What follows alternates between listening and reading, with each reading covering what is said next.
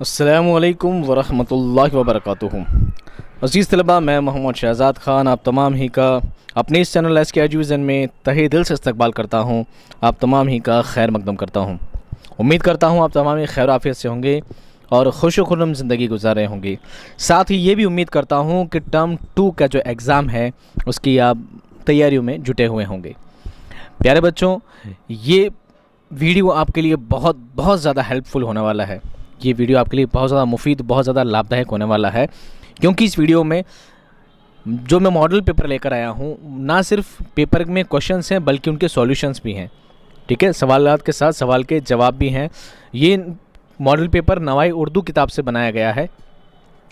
ये वीडियो सबसे ज़्यादा मुफीद, सबसे ज़्यादा फ़ायदेमंद है झारखंड बोर्ड वालों के लिए, और जो बच्चे एमपी बोर्ड से जो बच्चे एग्ज़ाम देने वाले हैं उनके भी काम आएगा। साथ में सीबीएसई बोर्ड वाले जो बच्चे हैं जिनके नवाई उर्दू जिनके किताब चलती है, उन सभी के लिए वीडियो बहुत ज़्यादा फ़ायदेमंद होने वाला है।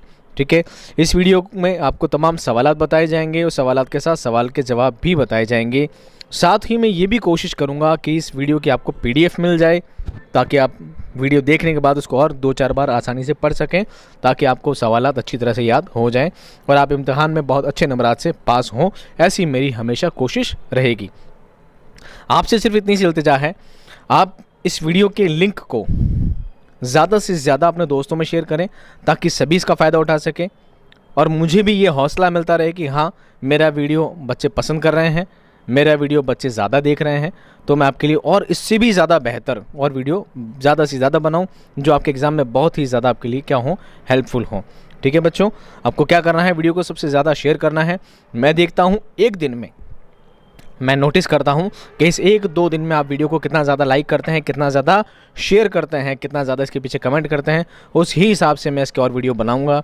और यकीन दिलाता हूँ इसके जितने भी वीडियो आएंगे सभी आपको बहुत ही ज़्यादा पसंद आएंगे। सभी में ज़बरदस्त वाले सवाल आपके आने वाले हैं और आप उनसे बहुत अच्छी तैयारी कर पाएंगे।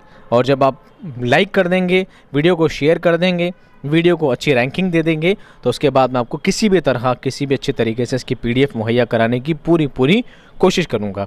ठीक है बच्चों, सवाल जवाब मैं आपको ज़्यादा इसलिए नहीं समझाऊंगा क्योंकि समझाने की जो चीज़ें होती हैं मैं आपको चैप्टर के वीडियो में सब बात समझा चुका हूं। जब मैंने आपको नवाई उर्दू के चैप्टर समझाए थे, पढ़ाए थे, तो उस टाइम मैंने आपको सारे चैप्टर अच्छी तरह से समझाए थे। इसलिए मैं आपको एक एक सवाल यहाँ पे नहीं समझाऊंगा, सिर्फ पढ़कर बताऊंगा। आपको उसको समझने की कोशिश करनी है और ज़्यादा डिटेल में समझना है तो आप चैप्टर की वीडियो जाकर देखें। ठीक है, मॉडल क्वेश्चन पेपर 2021-22 टर्म 2 जो आपका एग्जाम होने वाला है, yearly exam, subject Urdu, class 10, ज़रूरी हिदायत। सभी सवालात के जवाब अपनी कॉपी में दें, सभी सवालात के जवाब दिए गए हिदायत के मुताबिक दें। सवालात को 3 हिस्सों में तकसीम किया गया है। सवालात की कुल तादाद 19 है, यानी इसमें आपसे 19 सवाल आपसे पूछे गए हैं और उनके जवाब भी साथ में दिए गए हैं। ठीक है,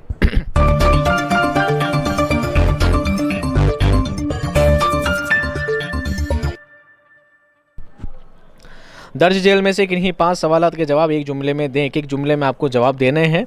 8 सवाल हैं, आपको सिर्फ 5 के ही जवाब देने हैं। ठीक है, सवाल नंबर 1, ड्रामा किस ज़बान का लफ्ज़ है? जवाब, ड्रामा यूनानी ज़बान का लफ्ज़ है जिसका मानी है करना या करके दिखाना या अमल करके दिखाना। ठीक है, सवाल नंबर 2, भागवती चुपके चुपके क्यों रो रही थी? भागवती आजमाइश वाला चैप्टर है।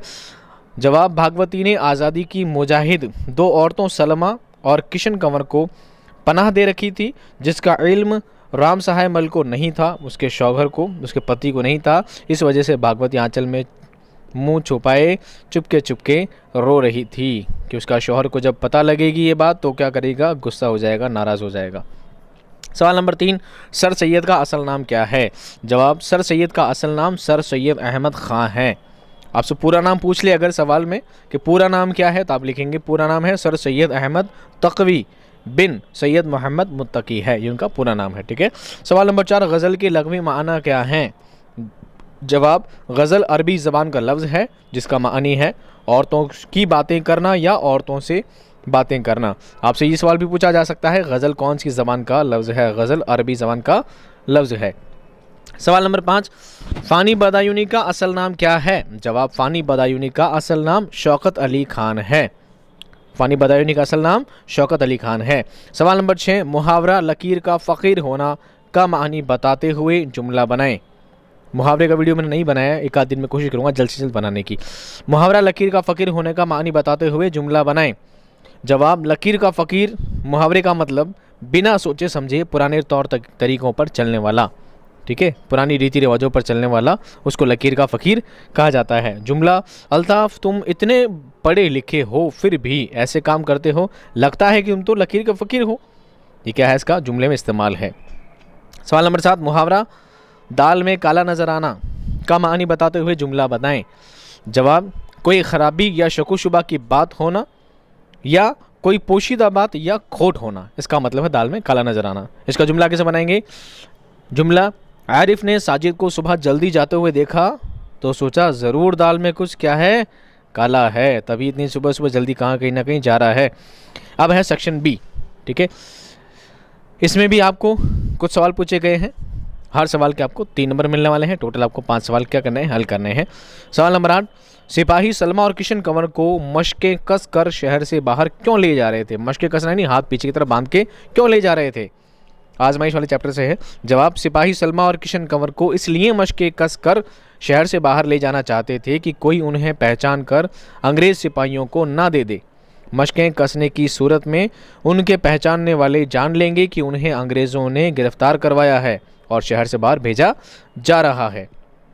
सवाल नंबर 9, इस्लाम में औरतों को क्या हुकूक व इख्तियारात दिए गए हैं?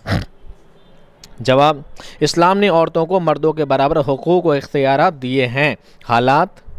हालात नाबालिगी से लेकर बालिग होने तक जो इख्तियारात मर्दों की हैं वही औरतों के भी हैं।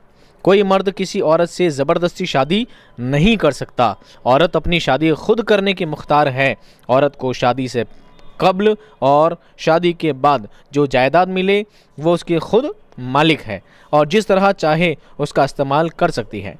वो अपने माल से जायदाद ख़रीद सकती है और बेच भी सकती है। जिस तरह तमाम गुनाहों और सवाब की एवज़ औरत दुनिया और आखिरत में जज़ा और सज़ा पा सकती है जो मर्द पा सकता है। ये इस्लाम में क्या है, औरतों के हुकूक हैं। सवाल नंबर 10 है, सुल्तान कौन है, उसके मिजाज से वाक़फ़ियत का इजहार करें। इस सवाल का जवाब मुझे नहीं मिला क्योंकि नवाई उर्दू में इस तरह का कोई क्वेश्चन नहीं था, लेकिन JAC बोर्ड ने जो पेपर लॉन्च किया है उसमें सवाल पूछा गया था। अगर आप में से कोई बच्चा इसका जवाब जानता है तो कमेंट बॉक्स में मुझे ज़रूर बताएँ, ठीक है। हो सकता है आपकी गुलजार उर्दू दूसरी किताब से सवाल आ सकता है। सवाल नंबर 11, फ़ानी बदायूनी ने गज़ल में दिल को निराली बस्ती क्यों कहा है? जवाब, फ़ानी बदायूनी ने गज़ल में दिल को निराली बस्ती इसलिए कहा है क्योंकि दिल ऐसी बस्ती है जो बिछड़ने के बाद दोबारा नहीं बसती, जबकि दुनिया में ऐसी अनगिनत बस्तियां हैं जो वीरान होने के बाद फिर बस गईं, मगर दिल के साथ ऐसा मामला नहीं है, इसलिए दिल निराली बस्ती है, ठीक है। बिछड़ के बीच ना बिछड़े दिल वो निराली बस्ती है, ठीक है। फ़ानी बदायूनी का ये शेर है जिसका मतलब है। सवाल नंबर 12, मतला किसे कहते हैं? मैं मिसाल दें, मिसाल भी दीजिए इसके साथ में। गज़ल का पहला शेर मतला कहलाता है जिसकी दोनों मिसरे हम काफ़िया होते हैं। अगर गज़ल के दूसरे शहर का, बहुत जल्दबाजी में टाइप किया इसको, दूसरे शहर के दोनों मिसरे भी हम काफ़िया होते हैं तो उसे हुस्न मतला कहा जाता है। मिसाल देखिए, लाई हयात आए ख़ज़ा ले चली चले, अपनी खुशी ना आए ना अपनी खुशी चले। ये क्या है? मतला का एक उदाहरण है, उसका एक एग्जाम्पल है। सवाल नंबर 13, पाबंद नज़्म की तारीफ़ मैं मिसाल दें। पाबंद नज़्म किसे कहा जाता है? मिसाल दीजिए। ऐसी नज़्म जिसमें बहर के इस्तेमाल और काफ़ियों की तरकीब के मुकर्ररा उसूलों की पाबंदी की गई हो उसे पाबंद नज़्म कहते हैं। मिसाल, खुदा से हुस्न ने एक रोज़ ये सवाल किया, जहाँ में क्यों ना मुझे तूने लाजवाल किया। ठीक है, सवाल और लाजवाल ये बिल्कुल सेम काफ़िया हैं, बिल्कुल एक जैसे हैं। काफ़िया रदीफ़ किसे कहते हैं इसकी वीडियो मैंने बना रखे हैं, आप चाहें तो वहाँ से देख सकते हैं, डिटेल में आप सब चीज़ें जान लेंगे। सवाल नंबर 14, तलमीह की तारीफ़ में मिसाल दें। अशार में आने वाला वो लफ्ज़ जो किसी तारीख़ी शख्सियत या किसी तारीख़ी वाक़ये की निशानदही करता है तलमीह कहलाता है। क्या कहलाता है? तलमीह। शायरी में इस्तेमाल किया हुआ कोई ऐसा लफ्ज़ जो किसी पुराने वाक़ये के बारे में बताता है किसी ख़ास शख्स के बारे में बताता है तो क्या कहलाएगा, वो तलमीही कहलाता है। मिसाल देखिए, हो उम्र खज़्र भी तो कहेंगे बवक्त मर्ग, हम क्या रहे यहाँ अभी आए अभी चले। तो उम्र खज़्र, यहाँ पर खज़्र से मुराद क्या है, खज़्र अलैहिस्सलातु वस्सलाम के बारे में बताया गया है, जिनका कुरान पाक में ज़िक्र है। अब है सेक्शन सी। यहाँ पर आपको 3 सवाल के जवाब देने हैं और यहाँ से आपको 4 सवाल पूछे गए हैं, पर आपको जवाब सिर्फ 3 के ही देने हैं और हर सवाल का आपको 5 नंबर मिलने वाला है। अब आप सोचिए 5 नंबर का सवाल है तो सवाल की लेंथ, सवाल थोड़ा बड़ा होगा, थोड़ा विस्तृत हो सकता है। सवाल नंबर 15, नज़्म गर्मी और देहाती बाज़ार का खुलासा लिखें। जवाब, जोश मलिह आबादी अपनी नज़्म गोई की बिना पर 20वीं सदी के मुमताज़ शायर हैं। उनकी सियासी नज़मों के बाअस शायर इनकलाब और मुनाज़िर फ़ितरत पर लिखी हुई नज़मों के लिए शायर फ़ितरत कहा गया है। जोश ने मुनाज़िर फ़ितरत पर कसरत से नज़में लिखी हैं। सुबह व शाम, बरसात की बहार, घटा, बदली का चाँद, सावन का महीना, अलबेली सुबह, आबशार नगमा वगैरह, ये क्या है, जोश के कलाम है। उनकी ऐसी नज़मों की मिसाल पूरी और शायरी में कहीं नहीं मिलती। ठीक है, पूरी उर्दू शायरी में ऐसी मिसाल कहीं नहीं मिलती जो उन्होंने लिखी है। गर्मी और देहाती बाज़ार भी ऐसी ही नज़्म है। 28 मिसरों की इस नज़्म में देहात के एक बाज़ार का हाल बयान किया गया है कि दोपहर का वक्त गर्मी का मौसम है। ऐसा मालूम होता है कि सूरज की तमाज़त में तुंद शोले हैं और उसकी गर्मी के बाअस इंसान ही नहीं, बैल, घोड़े, बकरियां, भेड़ें, मक्खियां सब परेशान हैं। देहाती बाज़ार में लोगों की आमद रफ्त भी है और बिलबिलाते हुए परिंदों की सदाएं। माओं के कंधे पर छोटे बच्चे प्यास से बिलबिला रहे हैं, यानी रो रहे हैं, चिल्ला रहे हैं। सूरज की किरण पेड़ों की तपिश से छनकर ज़मीन पर ऐसे आ रही है मानो किसी तलवार का हमला हो रहा है। हवाएं इतनी ज़्यादा गर्म है कि उससे रूह भी घबरा जाती है। सूरज की किरणों में उसकी धूप में इतनी तेज़ी है मानो किसी सूद लेने वाले की आंखों की तेज़ी हो, ब्याज लेने वाले की। कुछ इस तरह की मिसालों के साथ धूप को और तेज़ शिद्दत वाली गर्मी को जोश मलिह आबादी ने इस नज़्म में बयान किया है। वैसे नज़्म में बहुत सारी बातें हैं, ठीक है, वो बूढ़े डोकरे हुक्का पी रहे हैं, बूढ़े क्या हुक्का पी रहे हैं, कर रहे हैं, धुआं उठ रहा है, ऐसी बहुत सी चीज़ें हैं। अगर आप उनको आसान भाषा में लिखेंगे तो जवाब और लंबा हो सकता है। यहाँ पर मैं थोड़ा मुख्तसर में आपको समझाने की कोशिश की है। सवाल नंबर 16, उर्दू ड्रामा की तारीफ़ और अर्तक़ा के बारे में लिखिए। उर्दू में ड्रामा कैसा आया, उसके अर्तक़ा के बारे में, उसके विकास के बारे में आपको बताना है। जवाब, उर्दू में ड्रामे का आगाज़ 19वीं सदी से होता है। उर्दू के पहले ड्रामे को लेकर मुअर्रिख़ीन में इख्तिलाफ़ नज़र आता है। प्रोफेसर मसूद हसन हुसैन ख़ान के नज़दीक उर्दू का पहला ड्रामा वजद अली शाह का राधा कन्हैया है। उसके बाद दूसरा अहम ड्रामा अमानत अली लखनवी का इंद्र सबा है, जो 1852 ईस्वी में लिखा गया। उर्दू ड्रामे की इब्तिदा 1844 ईस्वी से 1855 ईस्वी के दौरान वाजिद अली शाह की ड्रामाई पेशकश और अमानत लखनवी और मुदारी लाल की इंद्र सभाओं से हुई, मगर इसको उरूज पारसी स्टेज के ड्रामों से हुआ। जिस ज़माने में लखनऊ और उसके गर्द नवाह में इंद्र सभाओं की धूम मची हुई थी, उसी ज़माने में मुंबई में मगरबी असरात के तहत एक नए किस्म का ड्रामा वजूद में आ रहा था, जिसे पारसी स्टेज का नाम दिया गया। ये नाम इसलिए दिया गया क्योंकि उसकी इब्तिदा और तरक्की में पारसियों ने बढ़ चढ़ कर हिस्सा लिया था। ड्रामे का दूसरा दौर उसका दौरे उरूज कहलाता है। इस दौर में पारसी थिएटर के ज़रिए बड़ी तादाद में ड्रामे खेले गए। सिर्फ बम्बई में 19 थिएट्रिकल कंपनियां कायम हो चुकी थीं और उनमें से बेशतर उर्दू के ड्रामे दिखाती थीं। इस अहद के ड्रामा निगारों में नौशेरवाजी, रौनक बनारसी, तालिब बनारसी, एहसन लखनवी वगैरह के नाम ख़ास तौर से काबिले ज़िक्र हैं। उर्दू ड्रामे को नए उफ़क़ों से रोशनास करने वाले आगा हशर काश्मीरी हैं। उन्हें उर्दू ड्रामे का शेक्सपियर कहा जाता है और यहूदी की लड़की उनका मशहूर ड्रामा है। उर्दू ड्रामे को असरी आगही, कदीम व जदीद कशमकश और कौमी ज़िंदगी के गुनागो मसाइल का वसीला इजहार बनाने वाले ड्रामा निगारों में सर फहरिस्त हैं। कौन? आगा हशर काश्मीरी।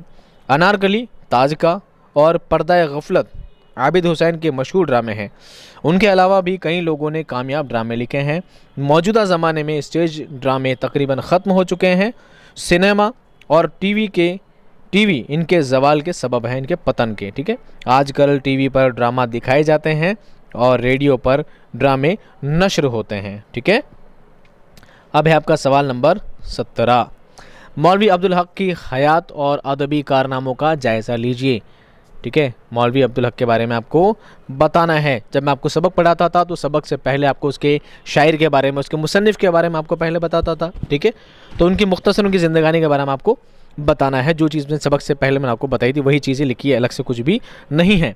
जवाब लिखेंगे, बाबाए उर्दू मौलवी अब्दुल हक उर्दू ज़बान के उन शहदाइयों में से थे जिन्होंने अपनी सारी ज़िंदगी इस ज़बान की खिदमत में सर्फ कर दी। ठीक है, सर्फ कर दी नहीं, खर्च कर दी। और मौलवी अब्दुल हक को बाबाए उर्दू के नाम से भी जाना जाता है। ठीक है, वो कस्बा हापुड़ में पैदा हुए। बचपन ही से पढ़ने का बेहद शौक़ था। 1894 में MAO मुस्लिम एंग्लो ओरिएंटल कॉलेज अलीगढ़ से BA का इम्तिहान पास करने के बाद पंजाब और हैदराबाद में मुख्तलिफ ओहदों पर फाइज रहे। उस्मानिया कॉलेज औरंगाबाद में बतौर प्रिंसिपल काम किया। उस्मानिया यूनिवर्सिटी में शोबाए उर्दू के सदर प्रोफेसर रहे। अंजुमन तरक्की उर्दू के सेक्रेटरी मुकर्रर हुए और ज़िंदगी भर इस इदारे की तरक्की और कामयाबी के लिए जी जान से कोशिश करते रहे। अंजुमन की जानिब से मौलवी अब्दुल हक की इदारत में एक 6 माही अदबी रिसाला उर्दू जारी हुआ, जिसने तहक़ीक़ी, इल्मी और अदबी मैदान में नुमाया कामयाबी हासिल की। मौलवी अब्दुल हक एक मुहक्किक, सवानह निगार, ज़बानदां, लुग़त नवीस, माहिर क़वाइद और साहिब तर्ज इंशा पर्दाज थे। उनकी तहरीरों पर हाली का सबसे ज़्यादा असर है। बोलचाल की सादा ज़बान में पुरखुलूस जज्बात का बेलाग इजहार करते हैं। हर बात खूब सोच समझ कर लिखते हैं। भाषा में उलझाव नहीं। मुश्किल ज़बान लिखने वालों को वो उर्दू का दुश्मन कहते थे और आसान ज़बान लिखने पर ज़ोर देते थे। उर्दू अदब में क़दीम किताबों की तदवीन व तरतीब और इशाअत का बहुत बड़ा कारनामा है। उनकी किताबों पर उनके मुक़दमात कीमती सरमाया है। अंग्रेज़ी, उर्दू लुग़त और उर्दू ज़बान के क़वाइद का बुनियादी काम भी मौलवी अब्दुल हक की कोशिशों का नतीजा है। समझ आ गई बात। अब है सवाल नंबर 18। हमारे मुल्क में औरतों के हालात पर एक मज़मून लिख ली। करंटली आज के दौर में हमारे मुल्क में औरतों की हालत कैसी है। जवाब लिखेंगे, किसी भी मुल्क की तामीर और तरक्की में औरतों का मर्दों के बराबर हिस्सा होता है। मर्दों के साथ औरतें भी समाजी और इक़्तिसादी मैदान में मर्दों के शाना बशाना काम करके आगे बढ़ सकती हैं। शाना बशाना यानी कंधे से कंधा मिलाकर। जिन मुआशरों में तरक्की की रफ्तार सुस्त होती है तो समझ लेना चाहिए कि उनमें औरतों को आगे बढ़ने के पूरे मौके मुयस्सर नहीं हैं। पूरे मौके जमा है मौके की, पूरा मौके उपलब्ध नहीं है। जहाँ तक हिंदुस्तान के आम मुआशरे का ताल्लुक़ है तो इसमें औरतों की हिस्सेदारी दिन ब दिन बढ़ रही है। आज हमारा मुल्क हिंदुस्तान कामयाबी की नई ऊंचाइयों को छू रहा है।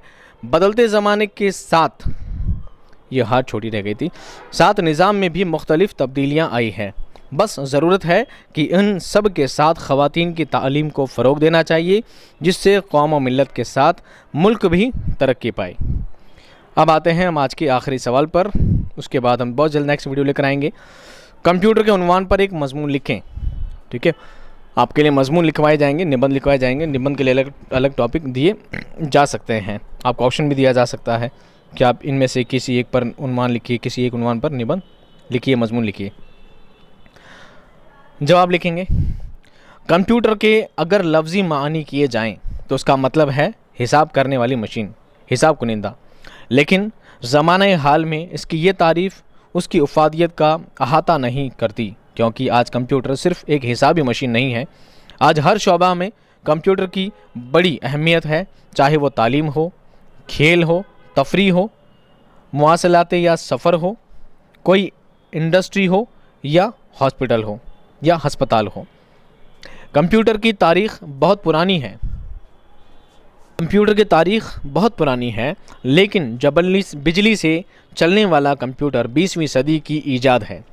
अपनी ईजाद के अवाइल में कंप्यूटर मखसूस काम ही करता था और उसमें बहुत थोड़े मवाद को महफूज किया जा सकता था, लेकिन वक्त गुजरने के साथ साथ कंप्यूटर ने इतनी तरक्की की कि अब इसमें इतनी मालूमात और यादाश्त को महफूज करने की सलाहियत होती है जिसको महफूज करने के लिए कई लाइब्रेरियाँ दरकार हों। कंप्यूटर से इंसान की इनफरादी और इज्तिमाई ज़िंदगी में बहुत आसानियाँ और सहूलतें पैदा हो गई हैं। जिन कामों के लिए लंबी कतारें बनाकर घंटों इंतज़ार करना पड़ता था, अब वो काम चंद मिनटों में हो जाते हैं। दुनिया भर में तरक्की याफ्ता ममालिक ज़िंदगी के हर शोबे में कंप्यूटर का इस्तेमाल बढ़ाते चले जा रहे हैं ताकि हर किस्म के मामलात और मसाइल को कम वक्त में हल किया जा सके। साइंस और टेक्नोलॉजी के ताल्लुक़ से हासिल होने वाली इजादात ने इंसानी मुआशरे में एक इनकलाब पैदा कर दिया है। इसलिए अगर इस सदी को कंप्यूटर की सदी कहा जाए तो बेजा ना होगा। इस वक्त कंप्यूटर की अहमियत और ज़रूरत से इनकार नहीं किया जा सकता। कंप्यूटर हर उम्र और हर तबके के लोगों की ज़रूरत पूरी करता नज़र आता है। कहीं ये बच्चों को गेम्स के ज़रिए तफरीह मुहैया करता है, कहीं ये स्कूल, कॉलेजेस और जामियात के तलबा की तालीमी ज़रूरियात को पूरा करता है, तो कहीं ये बड़े साइंसदानों, डॉक्टर और इंजीनियर्स की मुश्किलात उनके तजुर्बा गाहों में हल करता हुआ नज़र आता है। ये बग़ैर किसी गलती के तमाम काम यकसा रफ्तार से करता है, थकता बिल्कुल नहीं, ना कभी परेशान होता है। इसकी याददाश्त इतनी तेज़ और अच्छी होती है कि काफ़ी अरसा गुजर जाने के बाद भी हमारी बताई हुई बातों को याद रखता है। इसकी ज़रूरत व अहमियत के पेश नज़र वो लोग भी इसकी इफ़ादियत के कायल हो चुके हैं जो इसे वक्त का ज़िया या सिर्फ खेल तफरीह का ज़रिया ही समझते थे। प्यारे बच्चों, मुझे बताइएगा ज़रूर ये वीडियो आपको कैसा लगा, अच्छा लगा हो, पसंद आया हो तो कमेंट बॉक्स में मुझे ज़रूर बताइएगा और वीडियो को लाइक ज़रूर करिएगा। अपने दोस्तों में ज़्यादा से ज़्यादा शेयर करिएगा ताकि मुझे आपके लिए ज़्यादा से ज़्यादा बेहतर से बेहतर वीडियो बनाने की मैं कोशिश करता रहूं। इस वीडियो में एक बहुत अजीब चीज़ ये है कि इसमें करेक्शंस काफ़ी होंगे। मैंने इसको बहुत ही ज़्यादा जल्दी में टाइप किया है क्योंकि मेरे पास अभी करंटली ही मुझे ये मॉडल पेपर अवेलेबल हुआ है, इसलिए मुझे कंटेंट बनाने में, इसको टाइपिंग करने में बहुत ही कम टाइम मिला है। मैंने बहुत जल्दी में काम किया है तो इसमें काफ़ी गलतियां रही हैं, मैंने देखी हैं जब मैंने इसको पढ़ा है। इतना मुझे टाइम नहीं मिल पाया था, इतना मेरी कोशिश रहती है मैं आपके लिए ज़्यादा से ज़्यादा कंटेंट बनाऊँ। ठीक है, अगर इक्की दुक्के करेक्शन रहे तो माफ़ कर दीजिएगा। चैनल पसंद आए तो चैनल को सब्सक्राइब ज़रूर करें ताकि आप पहले से पहले मेरे वीडियो देख सकें और एग्ज़ाम की अच्छी से अच्छी तैयारी कर सकें। इसके अलावा भी अगर एग्ज़ाम से रिलेटेड अगर आपको कोई सवाल हो, कोई क्यूरी हो, कोई भी क्वेश्चंस हो तो आप मुझे चैट बॉक्स में, कमेंट बॉक्स में ज़रूर बताएं। मैं हमेशा आपके सवालों के लिए तैयार रहूँगा। मिलता हूँ आपसे नेक्स्ट वीडियो में, तब तक खुश रहिए, आबाद रहिए, पढ़ाई करते रहिए, मेहनत करते रहिए। खुदा हाफिज़।